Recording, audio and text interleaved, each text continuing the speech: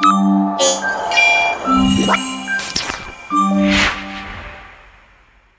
sahabat pertanian, jumpa lagi bersama saya Grace Aprenia Marpaung dalam podcast Binsik, Bincang Asik. Baiklah, pada kesempatan kali ini saya ditemani oleh seorang wanita cantik, seorang narasumber bernama Kakak Rumata. Hai Kak Grace. Hai Kakak Rumata. Jadi saya mau bertanya-tanya nih sama Kakak Rumata. Kakak Rumata ini berasal dari kampus mana ya Kak? Jadi untuk sobat petani nih yang mungkin bertanya-tanya nih, saya Kak Rumata dari mana? Iya. Jadi perkenalkan, nama saya Rumata Nababan ya. Pertama, saya berasal dari kampus Politeknik Pembangunan Pertanian. Iya.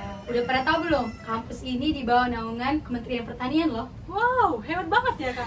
Jadi ini di bawah naungan Kementerian Pertanian. Berarti ini bisa langsung kerja atau kita cari kerja dulu lagi nih? Nanti setelah tamat. Iya, betul. Oke, untuk sobat pertanian mungkin yang bertanya-tanya nih, nanti tamatannya kemana? Iya, Oke. betul.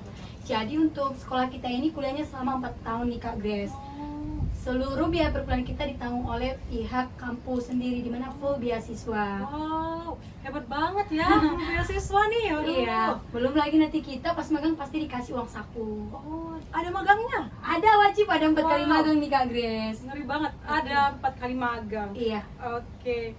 Ngomong-ngomong nih, saya dari tadi pangling nih sama muka Kakak Rumata. Katanya pertanyaan tapi mukanya glowing banget ini. Waduh. Ini muka-muka yang cocok jadi duta.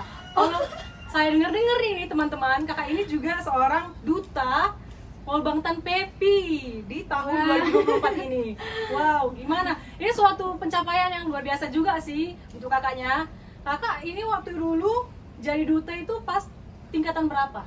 Oh, jadi pas duta itu pas tingkatan yang 3, Oh, tingkat 3, iya. iya.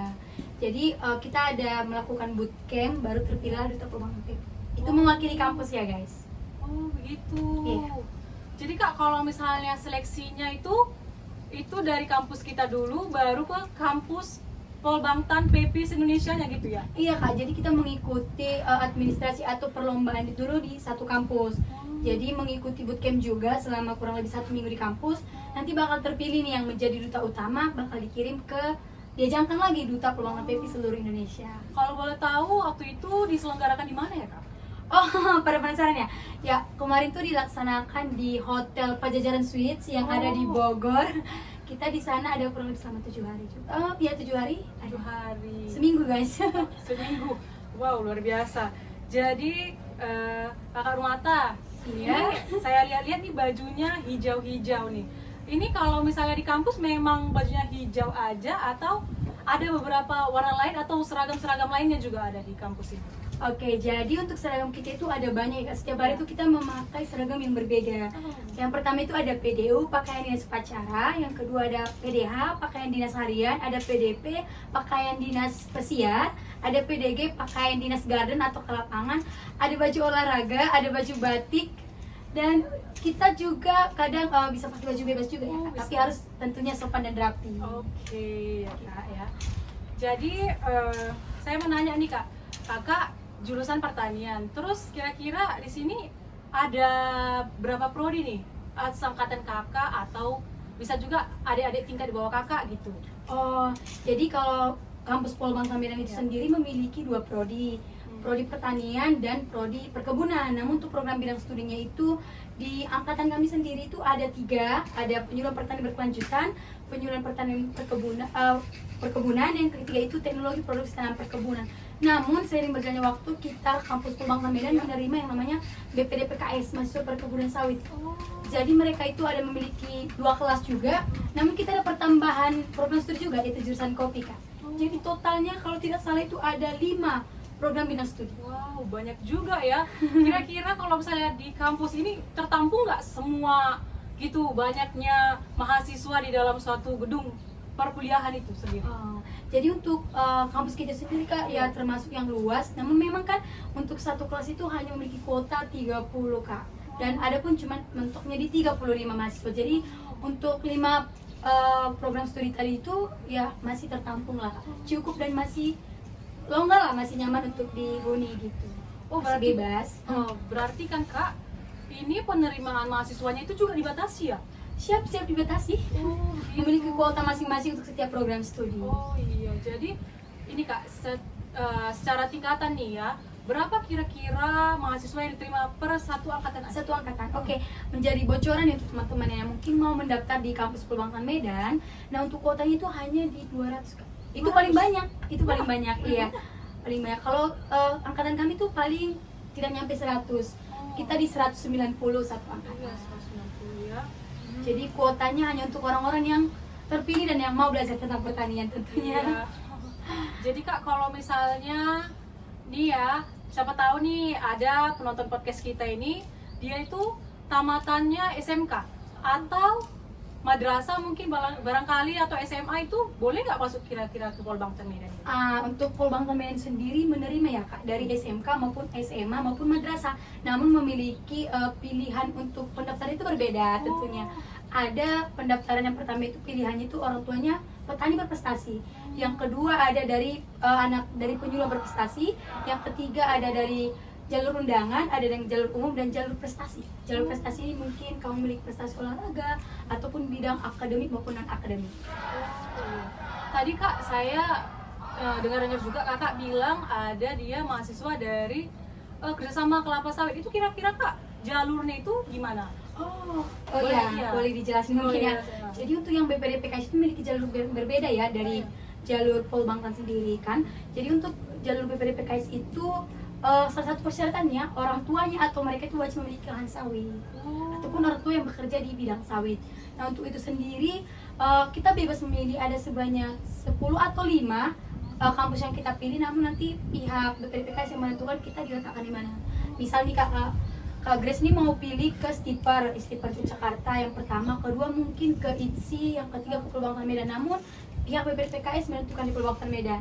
Mungkin itu yang terbaik untuk Kak Grace menempuh perkuliahan. Begitu ya. Berarti apakah kita harus memiliki lahan kelapa sawit dulu atau bisa juga kita yang bekerja di perusahaan kelapa sawitnya itu Kak? Dua itu bisa menjadi persyaratan untuk menjadi mahasiswa BPD PKS. Kalau kamu memiliki lahan sawit boleh, ataupun orang tuamu yang bekerja di perusahaan sawit juga boleh. Kalau dua-duanya malah memiliki peluang untuk diterima di BPD PKS. Iya. Jadi Kak, kira-kira nih mahasiswa yang tadilah dari ada jalur khususnya dari kelapa sawit tadi kan kerjasama, sama mahasiswa yang biasa aja atau reguler itu ada nggak bedanya? Atau sama aja semua dibuat sama rata semua di Polbangtan ini? Untuk fasilitas, Iya. Oke, mungkin untuk perbedaannya secara fasilitas kita disamaratakan karena kita berkuliah menuntut ilmu di satu kampus ya Polbangtan Medan sendiri. Namun mungkin untuk pembiayaan secara pribadi mungkin kita memiliki berbeda ya, karena untuk mahasiswa dari Polbangtan Medan sendiri yang di bawah naungan Kementerian Pertanian itu udah sistemnya per paket. Nah itu udah diberikan dana langsung kepada pihak kampus. Nah untuk BPD PKS ini kan mereka dikasih itu per individu atau per pribadi, ditransfer ke rekening masing-masing. Iya, itu pembeda ya. Mungkin kalau untuk secara fasilitas kita sama-sama belajar, kita menerima sama-sama pembelajaran yang sama juga. Oke, lumayan ini ya benefitnya luar biasa. Ayo, siapa yang mau ke Polbangtan Medan? Ya, boleh nih bagi teman-teman ya yang mungkin punya lahan sawit atau orang tuanya kerja di perusahaan kelapa sawit, boleh dong. Boleh dong. Ya, Tapi daftar jalur Polbangtan BPD PKS ya. Iya, jalur itu ya. Oke.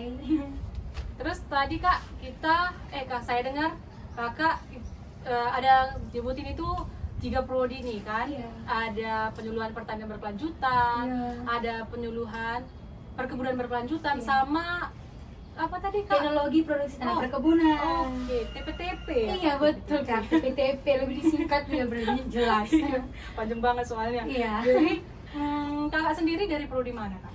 Kalau saya sendiri dari prodi penyuluhan pertanian berkelanjutan. Wow, Cinta pertanian. pertanian. Iya. Jadi Kak, kira-kira yang dipelajari itu apa aja nih? Untuk mata kuliah Iya. atau secara umum nih atau gimana? Kalau secara mata kuliah berarti itu lebih ke spesifiknya itu penyuluhan ya? Iya betul penyuluhan. Penyuluhan kakaknya. Iya. Oh begitu Kak. Ini ya Kak, saya juga ada nih baca-baca suatu artikel. Jadi kalau misalnya penyuluhan itu dalam artiannya itu ada di kalau saya tidak salah itu kak ada di Undang-Undang Nomor 16 tahun 2006 tentang SP3K kalau nggak salah saya. Itu boleh kak dijelasin apa itu SP3K? Soalnya saya juga ya dari kampus luar mungkin saja nggak tahu apa SP3K mungkin ya kan kak. Oke. Mungkin buat teman-teman juga biar tidak salah paham atau biar podcast kita ini nyambung lebih dalam lagi ilmunya, boleh lihat permintaan tadi ya? Oh, iya. Nomor 16 tahun 2006. Oke. Nah, apa itu SP3K? Itu sistem penyuluhan pertanian, perikanan dan kehutanan. Jadi ini adalah sistem pertanian itu sebenarnya dia melingkupi perikanan dan kehutanan, Kak, satu ruang lingkup. Nah, untuk pengertian sendiri itu adalah penyuluhan yang dilaksanakan untuk tujuan merubah pengetahuan, sikap maupun keterampilan dari petani, baik pelaku utama maupun pelaku usaha. Atau bisa lebih dalam lagi dijelaskan, Kak? Iya. Apa ini pelaku utama? Iya, apa itu pelaku utama? Apa itu pelaku usaha? Iya. Betul. Jadi untuk pelaku utama ini orang yang berkecimpung langsung di bidang pertanian atau perikanan ataupun di bidang perkebunan ataupun kehutanan. Jadi contohnya petani itu adalah salah satu pelaku utama di bidang pertanian. Di bidang perkebunan itu ada pekebun ya. Di bidang perikanan ada nelayan. Iya. Bahkan yang mendistribusikan kayak di pasar itu juga masuk dalam bidang pelaku utama. Kalau pelaku usaha itu orang yang mengelola ya bidang pertanian, kehutanan, perikanan gitu. Mungkin biar jangan salah apa bisa dilihat di permentan. Iya, bisa dilihat ya. Soalnya kita sama-sama belajar di podcast Iya, ini. betul. Jadi Kak, berarti kalau penyuluhan itu gini Kak. Kalau berarti di kampus Kakak untuk yang program studi penyuluhan pertanian berkelanjutan itu ada menyinggung-menyinggung ke perikanan sama kehutanannya atau lebih ke spesifik pertanian aja gitu, kayak misalnya horti atau pangan gitu Kak? Jadi kan kita program studinya itu penyuluhan pertanian berkelanjutan, tentunya hanya mengarah ke satu arah. Jadi dia lebih sederhana, spesifik, nggak umum. Jadi dia mengarah ke penyuluhan saja. Jadi mencakup tanaman pangan, hortikultura, tanaman hias, itu semua yang dicakup nih Kak. Kalau untuk perikan kehutanan sendiri kita tidak belajar karena mungkin itu udah di agrobisnis ya atau bidang pertanian langsung, jadi secara umum. Kalau kita udah menyangkut penyuluhan, jadi kita lebih ke arah sistem budidaya dan penyuluhannya bagaimana ke petani. Jadi Kak, kalau misalnya nih di kampus ini ada misalnya seperti Kakak lah kan, penyuluh itu ada nggak kira-kira mata kuliah tentang kayak misalnya analisis agribisnis mungkin barangkali ada nggak? Jadi kita sebagai penyuluh tentunya harus wajib tahu nih, harus belajar tentang sistem agribisnis nih Kak, gimana? Soalnya sejalannya waktu kan penyuluh nih nggak boleh ketinggalan zaman dong dari petani, harus lebih pintar. Jadi untuk melihat, menganalisis untuk harga ataupun untuk melihat pasar tuh tentunya harus diketahui oleh seorang penyuluh. Jadi kita belajar ya guys, sistem agribisnis kita itu belajar di semester 3 nanti kita pasti belajar. Kalau nggak salah karena setiap tahun itu pasti berbeda-beda untuk pengampu mata kuliahnya dan juga waktunya gitu. Kalau tidak salah kami di semester 3 ya, belajar tentang agribisnis pertanian. Iya betul. Jadi Kak, kalau misalnya kira-kira nih dalam mata kuliah agribisnis tadi itu kira-kira kita ada nggak sih kayak kampus-kampus luar nih kayak tadi mana gitu ya kan, dia itu dikasih modal atau dia buat cari modal sendiri, buka usaha gitu sebagai salah satu mata kuliahnya gitu untuk dicapai dicapai. Iya. Untuk kita kemarin mata kuliah perencanaan bisnis ini sendiri, untuk tingkatan saya sendiri itu kita mengeluarkan modal sendiri. Jadi ibaratnya dibilang kita dikasih mandiri nih, bagaimana cara mengelola keuangan, bagaimana cara membuat modal yang akan nanti bisa memiliki keuntungan atau laba. Tapi kita nanti setelah tamat dari perbankan kita juga diberikan akses modal yang namanya PUMP. Mungkin Kak ini terlalu ke analisis banget nih kan, padahal kakaknya ini penyuluh nih. Oke Kak, daripada nih kita terus mengarah ke analisis bisnis agribisnis ya. Jadi kan kakaknya ini kan penyuluh nih, jadi boleh dong korek-korek sedikit nih, apakah kakaknya ini mulai dari semester 1 sampai semester berapa sekarang Kak? Semester 7. Semester 7 sudah mahasiswa akhir nih, mau mendekati akhir nih.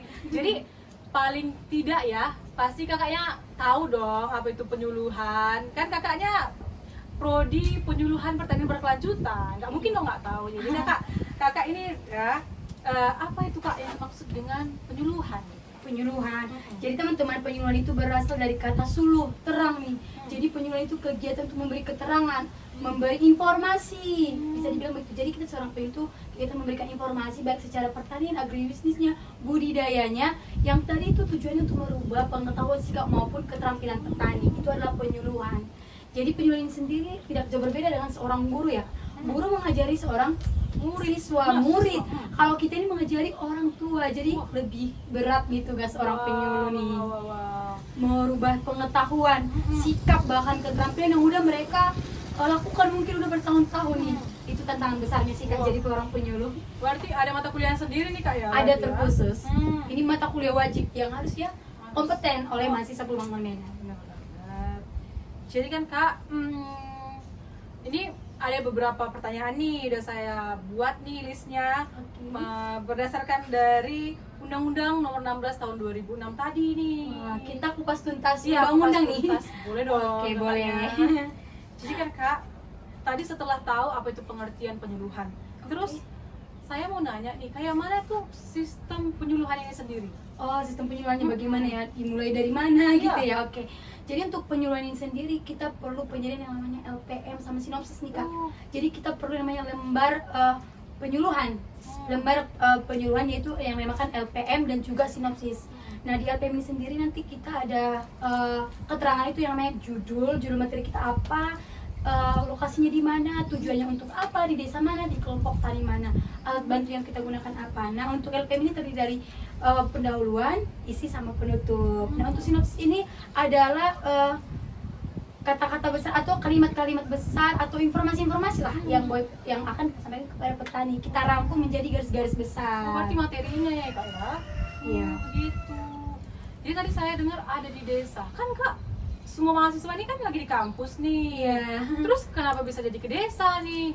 Kan di kota. Kampusnya di kota kan? Kampusnya di kota, oke. Iya. Jadi Boleh. ini udah makin kemana-mana nih Kak. Nggak Iya. apa-apa, kita Ya. beralih ke desa, gas. Oke. Jadi ternyata kami masuk Peluang Tan Medan itu mengalami, kita nih ada nih di kampus itu program 4 yang dimana itu harus mengabdi ke desa. Pemberdayaan masyarakat itu. Wow. Dan juga pemberdayaan masyarakat ini ada juga mata kuliah. Jadi kita ada 4 kali keluar mengabdi ke daerah seperti desa, baik kecamatan juga boleh. Nah ini yang dinamakan ada PKL, praktek kerja lapangan pertama, itu waktunya 1 bulan. Nah ini arahnya ke agribisnis nih Kak. Yang tadi kita Bahas singgung. nih, iya, sampai dalam sampai PWP itu. PWP. Iya, sebenarnya PWP itu penumbuhan wirausaha muda Indonesia. Jadi nanti kalau kita muda, kita kan muda-muda nih. iya, masih muda masih. Kita yang dapat bakal dapat PWP, doain ya dapat. Amin, semoga kakak rumahnya dapat nih ya guys. Oke, nah tadi berkaitan dengan desa itu ya target kita atau tujuan dari kita sebagai mahasiswa itu kan kita kan sebagai penyuluh nih, berarti kita harus ngabdi ke desa untuk melakukan penyuluhan kepada petani. Iya, betul. Petani sendiri nggak ada di kota nih Kak. Iya, itu makanya saya bilang kenapa di desa padahal kampusnya sendiri di Kota Binjai. Kota Binjai guys. Salam Dari Binjai. Oke, jadi gitu di Raceta. Terus ada yang namanya juga PKL 2, praktek kerja lapangan 2. Kalau ini sih udah di akhir-akhir ya. Nah, ada 2 program yang satu program tapi 2 kali terjun ke lapangan dari Kementerian Pertanian yang dinamakan MBKM, Merdeka Belajar Kampus Merdeka. Wow. Yang kali ini berfokus kepada programnya perluasan areal tanam. Oh, PAT. Oh, yes. Pernah juga nih saya baca-baca berita tentang ada perluasan areal tanam itu. Kalau nggak salah tuh di apa itu suatu program dia juga sama menteri ya Kak ya, Menteri Betul, Pertanian Agnes. ya. Iya. Tersebar di seluruh Indonesia dari Sabang sampai Merauke. Kira-kira Kak, programnya itu perluasan areal tanam ini serentak di seluruh Indonesia itu tentang apa aja Kak kalau bisa? Program Iya. PAT ini, oke. Jadi kegiatan PAT ini adalah perluasan areal tanam di mana nih kita diduga ya kata dokter diduga kita katanya krisis pangan nih Kak. Wah, beberapa tahun ke depan atau darurat pangan. Coba bagaimana? Jadi diduga nih, hipotesis itu diduga, jadi kita harus mempersiapkan dong dari sekarang bahan pangan kita. Kalau tidak sekarang kapan lagi? Jadi untuk perluasan areal tanam ini ada 3 program yang dikeluarkan Kak. Ada optimalisasi lahan, bantuannya itu seperti pupuk, benih, kapur atau dolomit, dan alsintan dan biaya pengolahan tanahnya ditanggung kementerian. Yang kedua itu ada namanya pompanisasi nih Kak. Dimana kan cuaca tidak bisa ya kita tebak, kadang hujan, kadang kering, kadang kemarau berkepanjangan, bahkan juga nanti hujan berkepanjangan. Jadi kalau akhir-akhir ini kemarau ya Kak. Iya, Jadi perlunya yang namanya pompanisasi. Pompanisasi itu adalah pemberian pompa kepada setiap kelompok tani yang sudah memiliki ditargetkan lah dari pemerintah memenuhi kriteria luas lahannya itu satu kelompok tani minimal 200 hektar. Jadi bakal diberi bantuan kompansasi di mana untuk menaikkan indeks pertanaman padi sawah dari 1 kali dalam 1 tahun bisa menjadi 3 kali dalam setahun. Dan yang ketiga itu namanya tumpang sisip padi gogo, di mana ini tumpang sisip ini sendiri sama dengan polikultur nih Kak, tumpang sari nih. Jadi misal kalau BPU punya lahan kelapa sawit, kan di sela-sela itu bisa kita tanam padi atau menanam tanaman hortikultura, terutama sayur-sayuran nih. Jadi pendapatan petani ini bisa 2 kali lipat nih Kak. Mantep banget Ada 3 ya. programnya tadi. Iya, mantep banget. Bisa dari 1 kali tanam bisa jadi 3 kali tanam nih padinya. Wow, luar biasa program Kementerian Pertanian ini. Oke. Jadi nih kan Kak, tadi ada menyinggung tentang magang nih. Kan magang ada PKL ya, jadi tadi saya dengarkan. Iya. Jadi kalau boleh tahu Kak ya, mulai Kakak dari PKL 1, habis itu ada MBKM 1 Kak? Ada MBKM 1, terus ada MBKM 2 sama PKL 2. Iya. Oh, kalau boleh tahu nih kan Kak, tadi kan Kakak bilang di desa. Kalau boleh tahu di daerah mana aja nih Kakak pernah ini Mengabdi mengabdi masyarakat. Iya. Oh iya. Jadi kan berhubung kita udah selesai juga PKL 2, jadi udah ada baru nih. selesai. Iya, baru selesai. Jadi kita ada 4 desa ya, atau 4 lokasi yang udah kita kunjungi. Untuk PKL 1 ditempatkan di Kisaran. Oh, Kisaran. Di Kisaran itu Asahan, kan daerah iya, Asahan ya, Kak, Asahan ya? sana itu kita kan ke agribisnis nih Kak. Jadi ditempatkan di PT namanya Hijau Surya milik Cina yang berkembang di bidang kultur jaringan nih, pisang, kultur jaringan pisang. Kira-kira kalau kultur jaringan itu diapain itu Kak pisangnya? Jadi untuk tahu bonggol pisang Kak? Bongkol pisang. Oh, yang pokoknya bagian Oh iya, batangnya bagian ya? bawah batangnya itu dibuat menjadi tumbuh benih pisang melalui sistem kultur jaringan tadi di laboratorium. Oh. Jadi kan mereka itu juga mempunyai organisme-organisme. Jadi kalau mereka tuh dibawa ke laboratorium tuh mereka bisa ditumbuhkan menjadi sebuah tanaman pisang kembali gitu. Jadi sekarang udah modern ya guys, nggak harus Iya. dari bonggol ke bonggol lagi, Iya. dari bonggol besar diambil anaknya, Iya. tidak seperti itu. Kalau saya dulu di kampung harus diangkat sama bongkol-bongkolnya. Enggak, Ditanam. sekarang tuh ya sistem modern, Wah, udah modern. canggih. Oke, lanjut yang kedua tadi ya. Yang pertama tadi ada di Kisaran atau Asahan. Yang kedua MBKM 1 tuh kita diletakkan di Simalungun. Ini di PT juga. PT. Di PT. Kakaknya sering di PT nih guys. Iya, kita belajar nih gimana nih sendiri. Jadi kalau kedua itu di Padi Orchard Garden. Oh, tepat anggrek ya? Anggrek, iya betul anggrek. Jadi kita ditempatkan di anggrek, namun kita tetap juga udah mulai berkomunikasi nih sama pihak BPP, Badan Penyuluh Pertanian. Jadi kita nggak pure di PT, tapi berbagi juga waktunya untuk di BPP.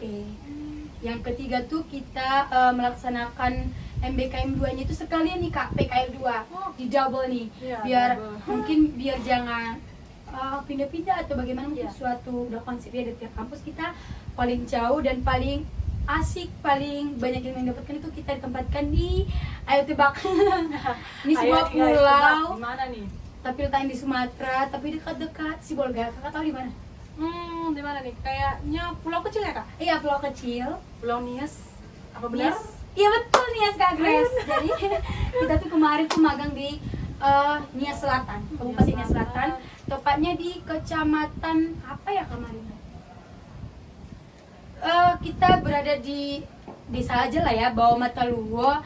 Kalau untuk kecamatannya kalau tidak salah Luagun Remanya malah. Bahasanya sini susah-susah ya, Kak, jadi agak lupa gitu. Jadi di sana. Itu tempat banget terakhir dan juga sekaligus PKL. Ini Kak ya, saya juga ini suka nih yang namanya jalan-jalan. Saya sering scroll-scroll TikTok nih. Terus ada Nias Selatan. Terus tadi kakaknya sebenarnya nggak jemputin anak Nias Selatan, tapi saya karena kakaknya bilang Nias, saya teringat Nias Selatan. Itu Kak kayaknya banyak pantainya ya Kak di sana ya. Iya, full Nias itu sebenarnya pantai, bukan cuma Nias Selatan. Full. Dikelilingi full pantai. Berarti kakaknya ini sering nih jumpa-jumpa apa bule-bule. Ada, tapi mungkin di daerah wisata ya. Oh, Kalau iya. daerah wisata jarang kita temui. Gitu ya Kak. Jadi nih kan Kak, tadi kita ini berdasarkan yang terakhir aja nih Kak ya. Oke. Ya tadi kakaknya di Bawah Mataluwo ya Kak ya desanya. Bau mana malah? Oh, Bawah Mataluwo. Iya. Saya ini karena bahasanya susah susah dan expect mungkin Bawah Mataluwo itu daerah yang terkenal di Nias iya, ya barangkali. Jadi Iya. di bawah mana malah? Bawah Mataluwo. Jadi Kak, kakak itu di sana ngapain aja nih Kak? ini ada menyangkut mata kuliahnya, diselesaikan mata kuliahnya, atau kita itu ya terserah dibebaskan dari kampus mau ngapain aja di sana, eksplorasi gitu. Oh, jadi nih teman-teman, sobat pertanian nih yang mau tanya-tanya, kalau kita dilepas ke tempat magang itu gimana nih Iya. proses kinerjanya di sana? Jadi Iya. kita udah dibekali nih di kampus bahwa kita ada pencapaian mata kuliah, kita nggak main-main dong di luar. Kita ada pencapaian mata kuliah yang wajib ya untuk mahasiswa laksanakan tempat magang. Salah satu nih mata kuliah contoh yang pertama itu pemberdayaan masyarakat. Wajib melaksanakan pemberdayaan masyarakat di desa di mana kita ditempatkan. Oke nih Kak, jadi tadi Kakak ada bilang pemberdayaan. Pemberdayaan itu ngapain aja sih Kak di sana di desa itu? Iya. Jadi pemberdayaan masyarakat itu kita kegiatan memberdayakan masyarakat untuk mereka itu memiliki potensi desa nih yang perlu dikembangkan untuk menjadi nilai plus, nilai tambah untuk desa tersebut. Mungkin dia dikenal orang lain, bahkan untuk meningkatkan perekonomian masyarakat yang ada di desa itu. Nah, untuk pemberdayaan masyarakat itu sendiri ya kita wajib kita kan di sana per tim, jadi wajib melaksanakan pemberdayaan apa dengan melihat identifikasi potensi wilayah. Kita lihat wilayahnya, oh potensinya ini di bidang apa, pertanian, perkebunan, atau mungkin ya tadi agrowisata ya. Tapi kita dikhususkan untuk yang pertanian gitu. Gitu dia. Gitu ya Kak. Nih Kak, tadi kan ada pemberdayaan nih. Biasanya kan ada nih materi yang Kakak sampaikan nih kepada petani, ya kan? Jadi kira-kira Kak, cara penyampaian materi ini itu, misalnya kita bilang metode penyuluhannya itu seperti apa Kak? Jadi teman-teman pertanian jadi sobat pertanian, jadi pada waktu menyuluh itu tadi kan udah disediakan LPM sinopsis dicatat ya. Yang kedua itu kita ya menentukan metode yang tepat yang kita lakukan. Nah sebelum kita menentukan metode kita harus melihat dulu nih audiens atau petani itu sebenarnya umurnya berapa, identifikasi. Kalau kita lihat umurnya sudah tua ya kita pilih metode yang cocok tuh sama orang tuh gimana. Apakah demonstrasi cara, apakah ceramah, apakah juga diskusi atau obrolan sore, jadi lebih santai gitu. Nah untuk metode sendiri ya melihat audiens, banyak atau sedikitnya juga sangat mempengaruhi ya metode ini. Terus yang kita lakukan itu adalah untuk lebih memaksimalkan penyuluhan, boleh juga melakukan metode lebih dari satu nih Kak. Bisa kita mix, kita diskusi plus demonstrasi cara, jadi petaninya lebih paham nih tentang penyuluhan yang kita laksanakan. Oh seperti itu ya Kak ya. Iya. Terus tadi nih ya penyampaian materi nih, berarti nggak afdol dong kalau nggak ada medianya nih kan Kak? Media Alat penyampaian. peraga. Iya. Gimana nih mereka tahu paham Iya. kalau kalian ngomong nih Iya, ya kan betul. Jadi media penyuluhan ini ya alat informasi yang diberikan kepada petani yang berisikan tentang informasi-informasi tentang pertanian tadi yang akan kita sampaikan. Itu isi dalam media tadi. Jadi untuk media ini sendiri ya seperti biasa, untuk media penyuluh tuh kita gunakan flyer atau poster atau bahkan folder, atau bisa jadi media audiovisual, bisa bentuk PPT atau dia bisa bentuk video. Gitu teman-teman. Jadi tergantung audiens. Kalau orang tua yang sudah umurnya mungkin udah lanjut usia, mungkin kalau untuk pendengar mungkin udah kurang, mungkin kita bisa menggunakan mic ya penambahan, atau dengan video melihat gambar sekaligus suara. Tapi kalau untuk audiens kita masih muda-muda nih, kita bisa diskusi, kita bisa demonstrasi cara, dan juga menggunakan media itu ya flyer nih yang paling disukai ya kaum muda nih, paling semangat. Enak banget ya. Oke, kita bisa lanjut nih Kak ya. Oke. Nah, jadi kan Kak, ini tadi dibilang di desa, terus tadi ada pemberdayaan. Tapi kan Kak, nggak mungkin dong orang kakak diberangkatkan dari kampus sampai ke desa, terus langsung jumpa sama petani. Pasti ada orang yang mengarahkan nih Kak, kan? Ada. Nah, saya nih kurang tahu nih siapa sosok yang mengarahkan orang kakaknya di sana nih berjumpa sama petani nih, yang mendampingi Iya, lah ya. mendampingi, betul. Ibaratnya juga nias itu ya kita beda bahasa, beda suku, beda latar belakang, semuanya beda. Bahkan mungkin bisa ya di sana dominan Kristen ya, dan yang datang mungkin teman-teman saya juga yang Muslim. Jadi untuk pembimbing kita ibaratnya, jadi yang membantu kita atau instansi yang membantu kita untuk melaksanakan program magang ini sendiri ya, di saat kita sudah sampai di Pulau Nias, kita tuh berangkat ke kantor dinas pertanian. Dari kantor dinas pertanian ini ya sebagai Bapak itu sebagai ketua lah pembimbing kita sebenarnya yang tepat kesampaian pertama kita ya di Dinas Pertanian, di mana nanti kan program PAT ini akan diarahkan atau dipantau langsung oleh Dinas Pertanian. Nah dari Dinas Pertanian sendiri akan diarahkan lagi turun ke penyuluh yang akan menjadi pembimbing eksternal kita nih. Ya, di mana pembimbing eksternal ini akan menemani kita, menemani perjalanan kita selama kurang lebih ya magang itu 4 bulan. Jadi yang membantu kita itu ada tadi kepala dinas, yang kedua ada penyuluh, yang ketiga tentunya kepala desa ya Kak. Kita ditempatkan di sebuah desa, masa kita nggak kenal kepala desa, nggak kenal siapa kepala di desa itu, ya sudah menyalahi aturan di desa itu ya. Tentunya setelah dari penyuluh mengarahkan kita, membimbing kita untuk datang ke kantor kepala desa. Nah di kantor kepala desa juga nanti ada sekretaris desa, bendahara, semua pasti mengarahkan kita ya bagaimana program-program yang akan dilaksanakan mahasiswa itu apa-apa saja, dan tentunya pasti dibantu sama pihak-pihak kantor desa gitu kan. Iya.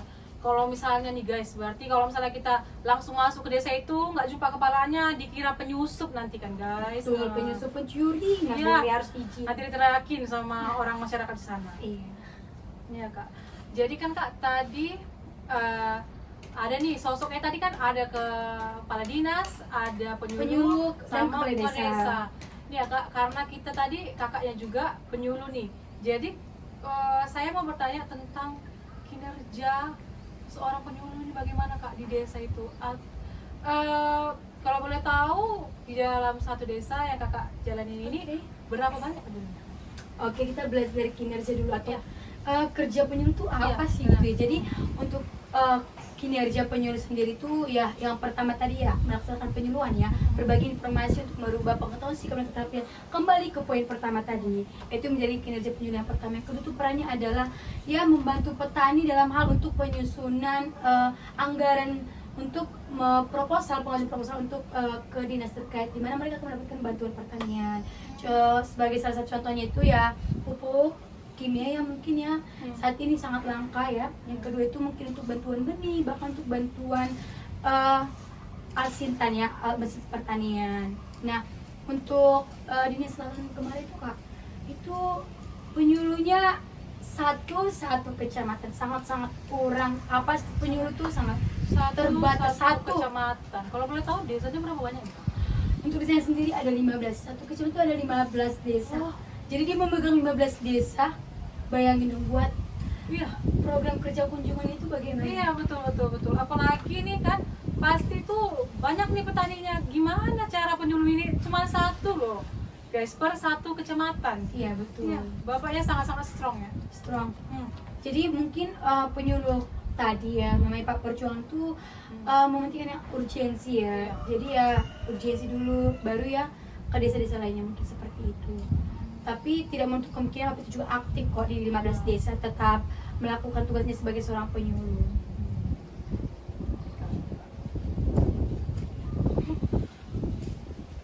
Iya Kak.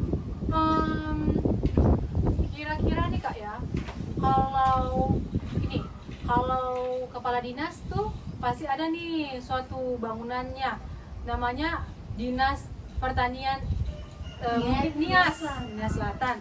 Terus kalau misalnya penyuluh itu nama tempatnya, nama tempat kerjanya lah itu Kak. Apa namanya Kak?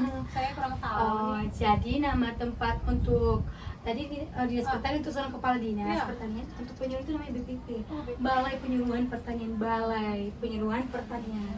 Nah ini tempatnya biasanya ini seperti tadi kan karena satu kecamatan mungkin ya ada, tapi satu orang bekerja di ruangan itu apa gimana ya?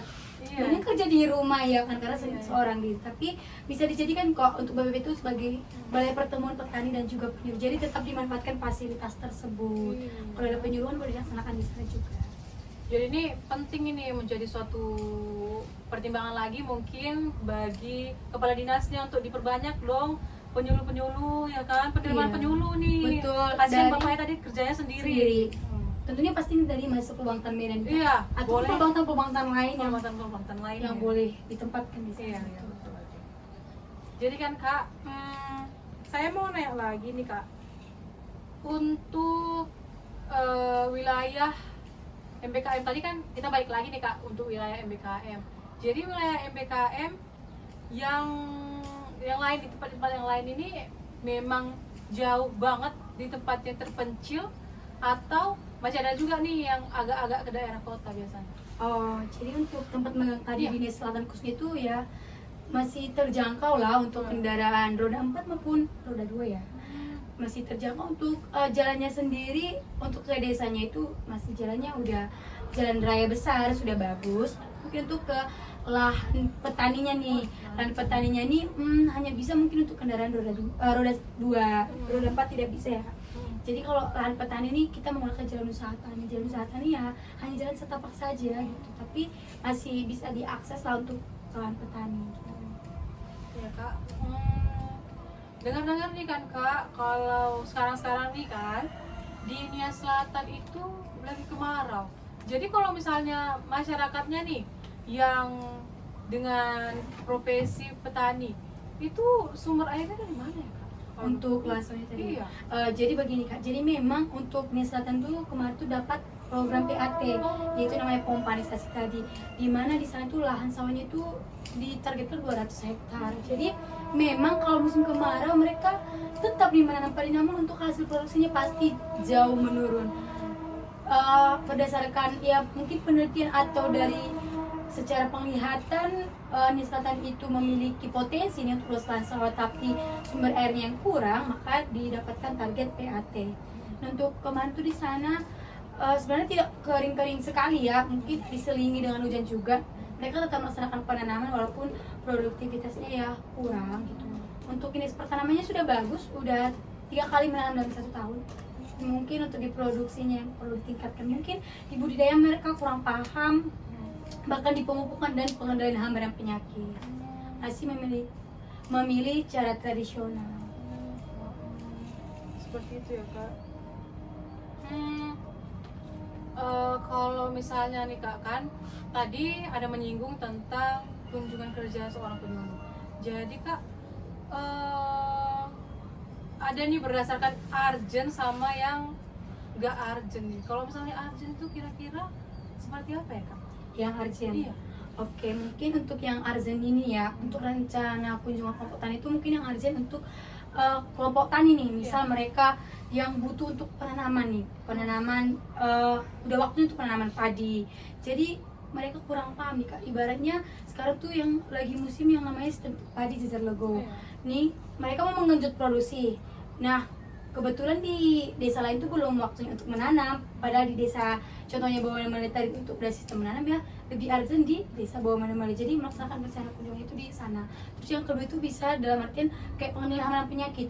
Di desa Bawah Manamali itu udah terkena hama penyakit, salah satu contohnya busuk batang atau disebut dengan blast juga, atau padinya menguning. Jadi di desa lain mungkin belum mengalami hal tersebut. Jadi pihak kelompok tani yang pertama menghubungi atau yang merasa itu sangat sudah urgent ya, penyuluhnya langsung berangkat ke sana melihat bagaimana keadaan kondisi lah. Untuk begitulah rencana kerja program kerja secara urgensi tadi, karena tidak ada penyusunan ya, karena melihat dari sisi mana yang lebih diduluankan gitu. Jadi kak, kalau misalnya kunjungannya ini kan kita ketahui nih kalau petani pagi-pagi dari jam 6 mungkin udah ke lahan pertanian nih. Jadi kapan nih kira-kira kunjungan penyuluh ke petani lah, entah ke kelompok tani atau ke gapok taninya sendiri tuh pada saat kapan? Nah, kalau secara umum nih ya kak, di setiap wilayah pasti berbeda nih kapan pertemuan antara seorang penyuluh dengan petani. Nah, untuk alangkah lebih baiknya jika seorang penyuluh melakukan penyuluhan itu berkoordinasi dengan pihak kelompok tani, atau bahkan kelompok tani yang meminta untuk penyuluhan, alangkah baiknya berkoordinasi dengan seorang penyuluh biar jangan ada yang bertabrakan untuk setiap jadwalnya nih. Jadi nggak ada miskomunikasi.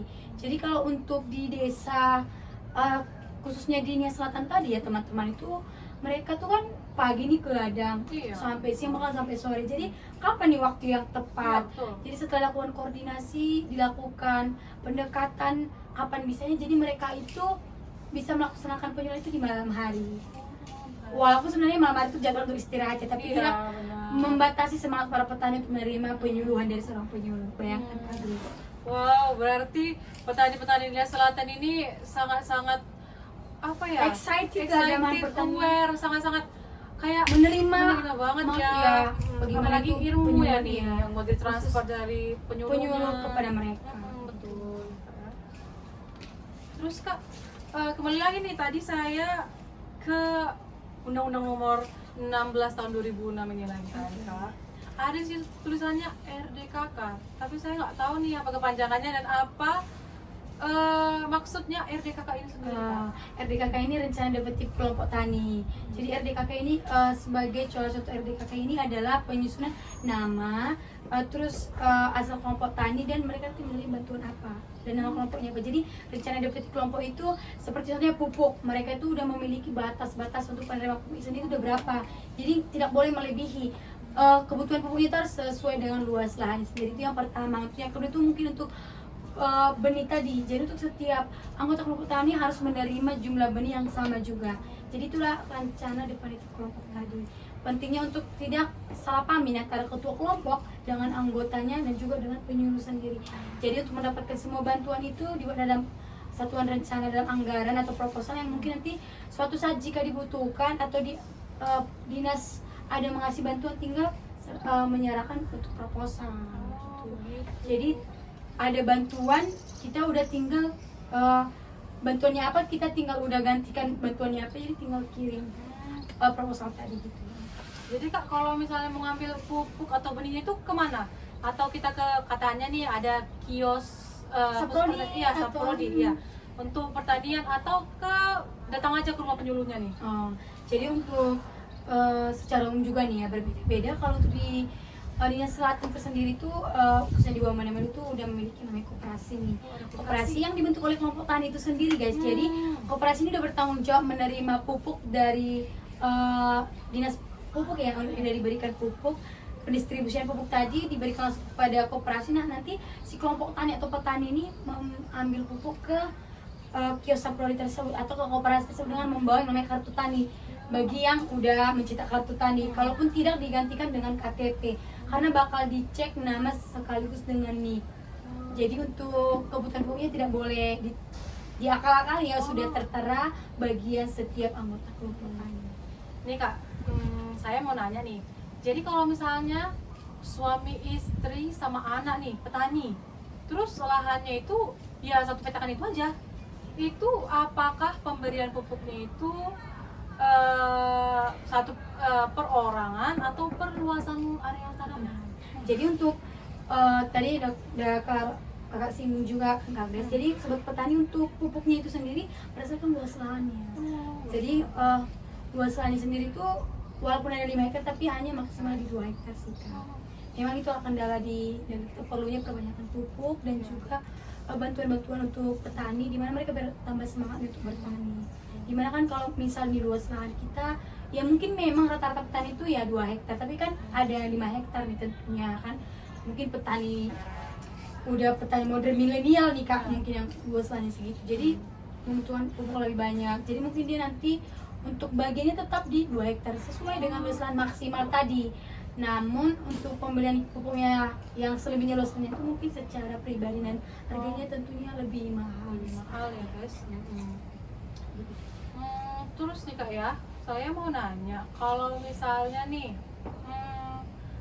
dia itu keanggotaannya itu udah, maksudnya kalau udah orangnya udah gak ada, itu masih dikira lagi dalam pembagian pupuk itu untuk ke keluarganya atau di itu udah gak ada lagi orang? Untuk pupuk ini sendiri, jadi ini kita belajar di waktu MBKM 1 nih. Jadi kita ada disuruh ngisi rencana pupuk nih bagian kelompok tani. Jadi walaupun sudah meninggal tetap digantikan, misal suami digantikan menjadi istri yang menerima, tetap menerima gitu. Oke nih Kak, kita lanjut nih ya Kak. Ini pertanyaan selanjutnya nih Kak,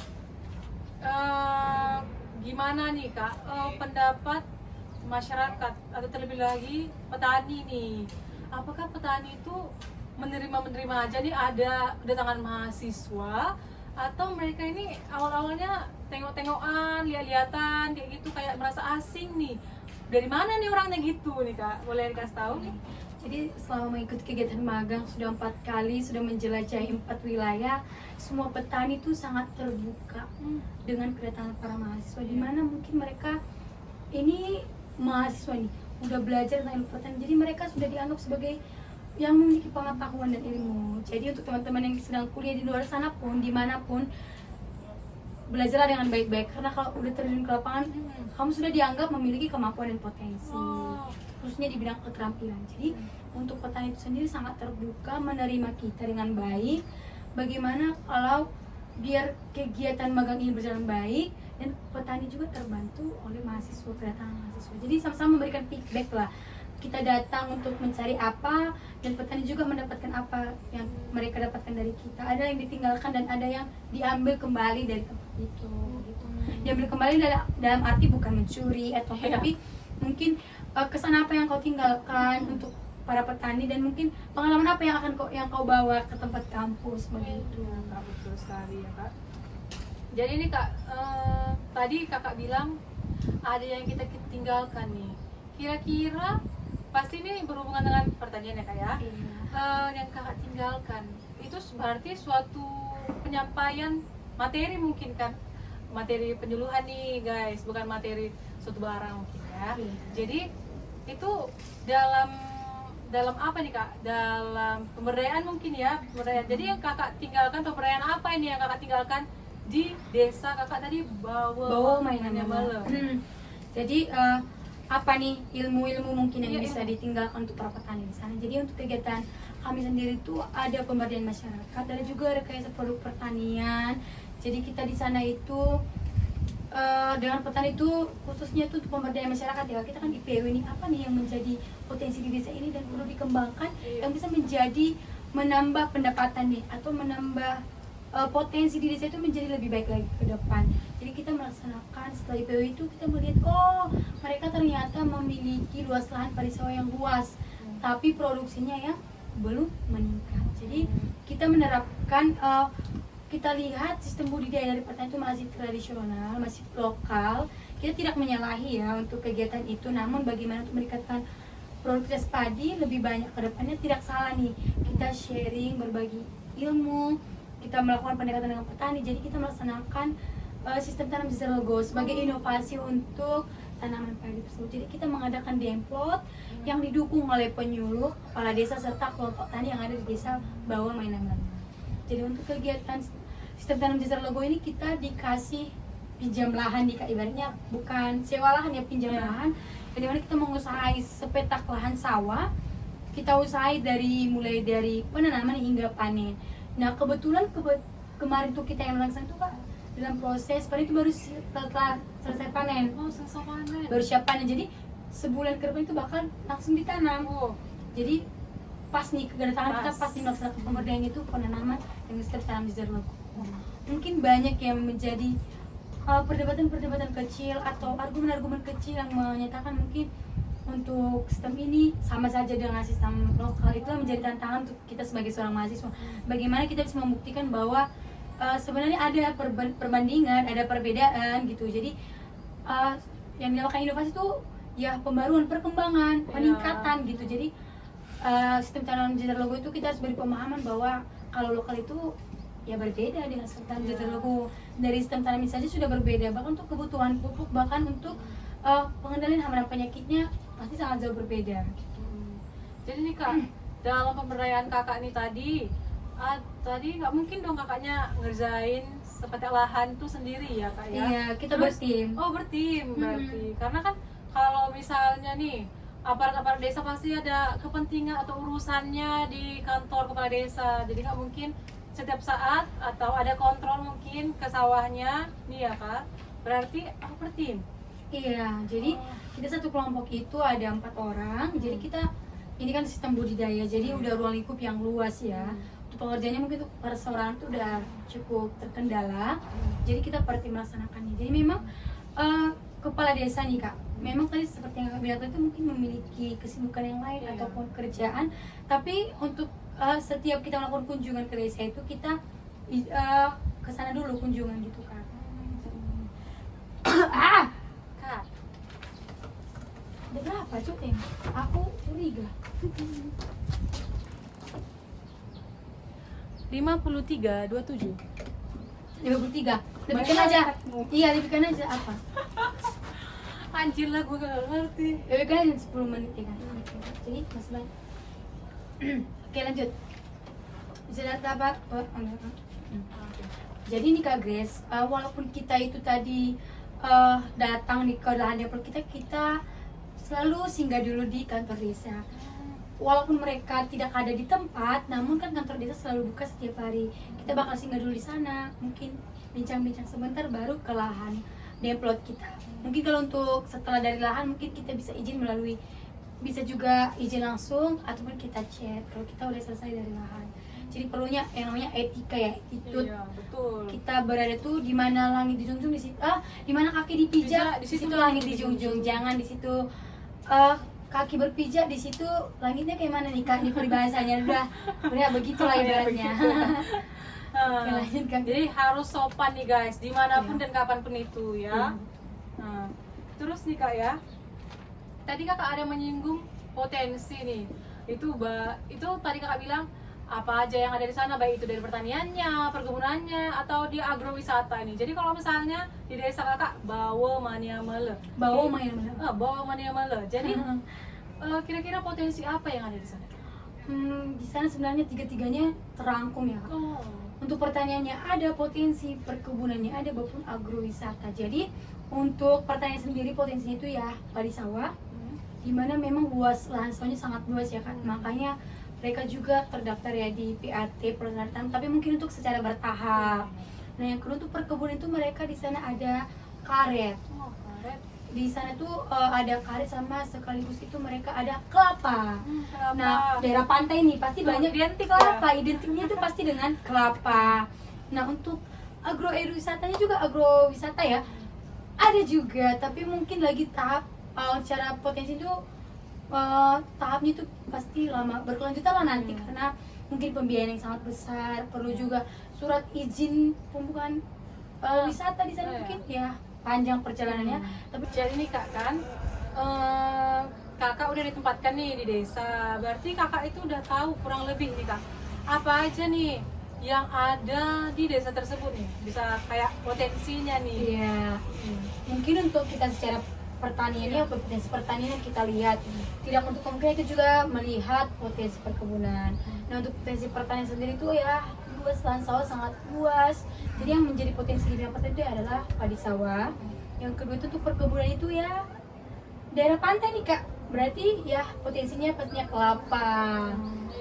Jadi kelapa itu menjadi potensinya. Potensi kelapa nih guys. Ya Kak. Tadi di awal itu kita ada cerita tentang Kakak ditempatkan di suatu desa. Itu berarti ada kepala desanya nih, ya kan, emang kepala desa.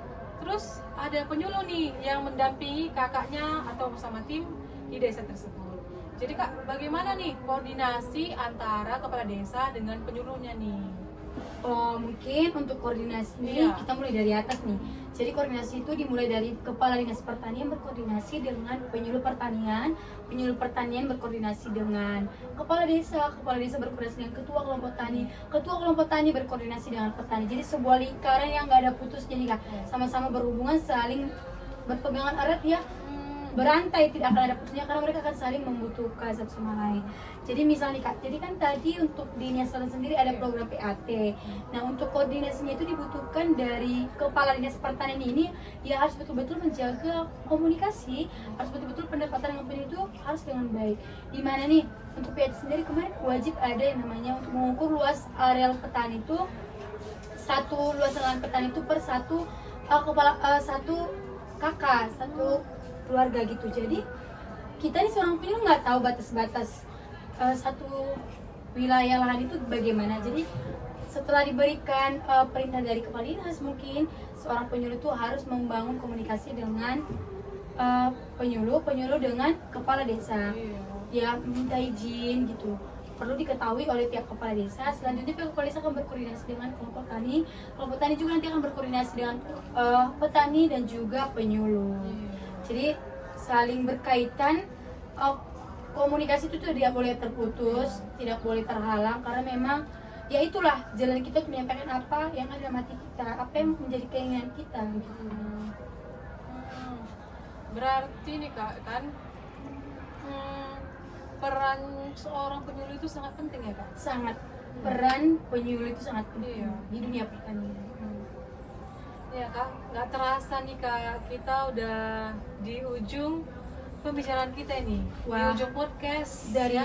bahas tentang Iya, mulai dari kita membahas tentang kakak Rumata kuliah di mana ya, terus dia magangnya udah di mana-mana aja, terus terakhir kita ini sampai ke koordinasi para dinas yang terkait iya, di dinas bidang terkait pertanian di untuk bidang dengan petani.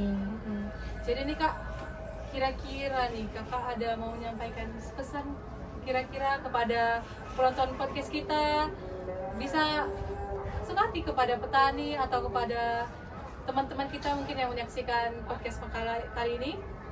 Jadi untuk pesan atau wejangan Ya. nih, bukan untuk menggurui, namun ya saling memberi apa ya, support ke depannya. Mungkin yang pertama nih, mengucapkan terima kasih kepada sobat pertanian yang sudah menonton podcast kita. Terima kasih juga kepada Kak Grace yang Iya. mengundang sebagai Sama narasumber. Kakak Rumata. Jadi untuk sobat pertanian nih, kita nih udah bahas kupas tuntas nih, Iya. mulai dari awal tentang dari permagangan, bahkan mengupas tuntas permentan nih. Pasti karena sobat pertanian ini ya pengen tahu nih lebih dalam tentang pertanian. Jadi nih kepada sobat pertanian yang mungkin berkecimpung ingin di dunia pertanian atau tertarik di dunia pertanian, terkhususnya sebagai penyuluh, ya belajar baik-baik ya, seperti gambaran apa yang saya sampaikan tadi itu yang akan dipelajari di Iya. kampus. Apa itu penyuluhan, sistem penyuluhan, bagaimana metode, media, bahkan seorang penyuluh itu kinerjanya bagaimana ya, telah kita sampaikan. Iya, Mungkin kurang telah lebih kita bisa dilihat ya di Permentan nomor 16 tahun 2006. Nah untuk teman-teman jangan putus asa, tetap semangat yang ingin mendaftar ke kampus Pelbangkan di seluruh Indonesia tentunya, bukan hanya di Medan, karena ada 7 ya, 6 Pelbangkan dan 1 PP. Tetap semangat dan putus asa. Jika menjadi bagian kita, berkat kita, pasti kita akan keterima, akan Iya. ditempatkan oleh Tuhan. Yang kedua itu, saya mengucap terima kasih kepada pihak kampus yang telah mempercayakan, yang telah mewadahi setiap mahasiswa yang pergi keluar kampus melaksanakan magang, mempercayakan dari segi pengetahuan, mempercayakan segi kesehatan maupun mentalnya nih Kak, untuk keluar dari zona nyaman ya terkhususnya. Dan yang ketiga, saya mengucapkan terima kasih juga kepada teman-teman yang telah mungkin satu tim selama PKL 1 hingga di tahap terakhir nih di PKL 2 kemarin yang sudah selesai. Terima kasih atas kerjasama, kekompakan, dan terima kasih atas support kalian. Mungkin kalau tidak dengan kerjasama mungkin tidak akan sampai pada detik ini ya. Mungkin tidak bisa melakukan podcast ya Iya, kan. betul. Jadi tetap semangat. Tentunya juga untuk mahasiswa di luar sana yang mungkin kamu sedang kuliah, baik di jurusan pertanian maupun non pertanian, semua harus tetap semangat.